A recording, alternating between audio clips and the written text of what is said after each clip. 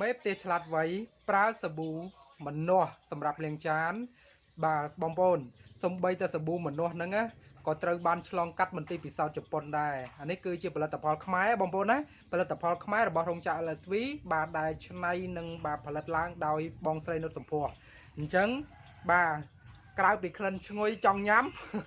វាក៏អាចបាទកំចាត់ស្នាមប្រឡាក់ខ្លាញ់បានយ៉ាងមានប្រសិទ្ធភាពផងដែរនេះ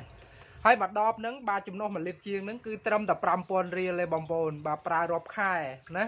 អូខេចូលរួមគ្រប់គ្រងផលិតផលខ្មែរបាទផលិតផលក្នុងស្រុកដើម្បីសេដ្ឋកិច្ចជាតិណាតោះបងប្អូនទិញប្រើទាំងអស់គ្នាដើម្បីបាទគេហៅថាសម្ភារៈផ្ទះបាយរបស់លោកគឺចែងចាំងអូខេនេះរិនបាទបងប្អូនស្គាល់ហើយណាណែឃើញអត់ណែ1200 មីលីលីត្រស្មើនឹង1លីត្រ20ណា10ចិត្តបាទឃើញអត់ណែប្រើដោយមោទកភាពផលិតផលខ្មែរស្នាដៃខ្មែរតែគុណភាពជប៉ុន